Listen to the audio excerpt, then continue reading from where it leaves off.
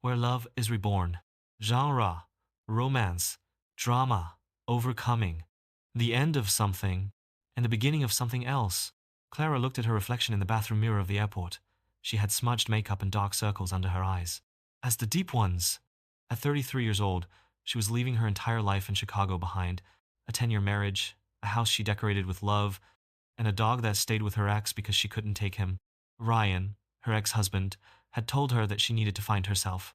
But Clara knew that she had already found herself in the arms of a woman 10 years younger. She felt like a failure. Not because of him, because she had forgotten who she was without him. San Diego was not part of the plan. Her sister Lila offered her to stay in her small apartment near the beach while she rebuilt her life. Clara did not idea of where to start, but she knew that if she stayed in Chicago, she would end up fading away. The beach of fortunate mistakes. One afternoon, Clara decided to walk along the coast. The sun, it shone, the surfers challenged the waves, and children ran along the sand. It was then that a stranger smiled at her from under an umbrella and raised his hand. "Emily, did you arrive early?" She frowned. He frowned. "I think you're confusing me with someone else." The man approached. He had a camera hanging from his neck, messy hair, and an open expression. "Aren't you the model for the session of Hoy?" "I hope so." "No, I'm just Clara, recently divorced and a little lost." He smiled. "I'm Aiden, photographer, and that was the most honest thing anyone has said to me today." She laughed for the first time in a while. "Anas." Thus, without planning it, a conversation began that lasted almost an hour. He spoke to her about his love for photography, for remote places, and for capturing the essence of people without filters.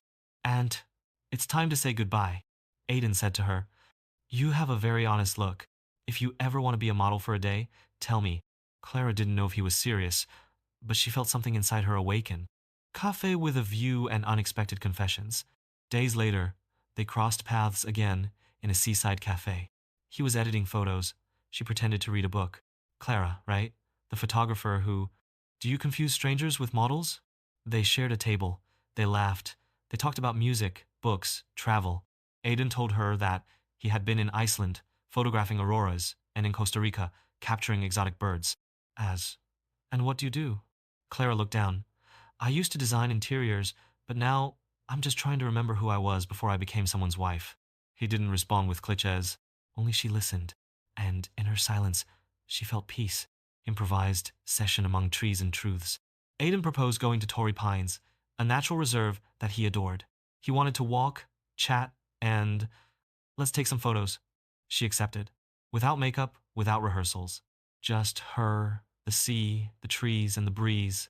During the walk, he took photos of her profile while she talked about her childhood, of the plans she had before marriage, of how her world was reduced to a house that no longer belonged to her.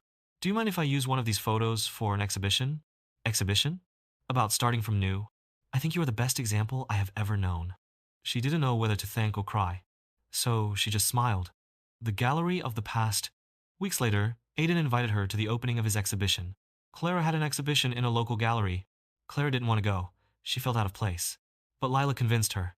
Dressed in wine red, Clara entered and saw her photo hanging at the entrance. Her, in black and white, looking out towards the horizon with a serene and brave expression. "Is that me?" "That's you, when you stop surviving and start living," said Aiden behind her. The night was magical, but the bubble he exploded when someone called his name. Clara, Ryan. He was thinner, sad, confused, and, to her surprise, repentant. "I made a mistake," he told her. "Megan wasn't what I thought. The house wasn't. It is a home without you. Please, let's try again." Clara felt the ground shaking. For a moment, she wanted to say yes. That she knew him, that it was her story, that it was comfortable. But then, she looked to Aiden, and everything changed. Between the known and the uncertain. For days, Clara didn't know what to do. Ryan insisted with calls, messages, flowers. Aiden, on the other hand, said nothing. He gave her space. Only later, while they walked silently along the beach, he said, "I don't want you to feel pressured. If you decide to go back to him, I will understand. But if you decide to stay, I promise not to rush you. We can build I Go without you having to forget what you were." She embraced him in silence. For the first time, she knew she could love without disappearing. The trip that changed everything. A month later, Aiden invited her to accompany. I went on a short road trip to a small mountain town. I was going to photograph birds at dawn, But more than that, I wanted to share that simple and free world with her. They slept in a cabin. Rustic, they walked along misty paths, laughed in front of a bonfire. And one night, while the rain beat against the roof, he took her hand and said, I don't care how long it takes to heal your soul. I am willing to wait.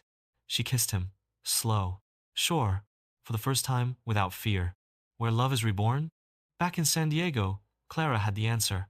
It wasn't about choosing between two men, it was about choosing her own life. She called Ryan. She thanked him for the past, but she didn't want to relive it. It wasn't her home anymore. She started working again, now as an independent designer. She redecorated his sister's apartment as his first project. He enrolled in ceramics classes. He laughed more, he slept better.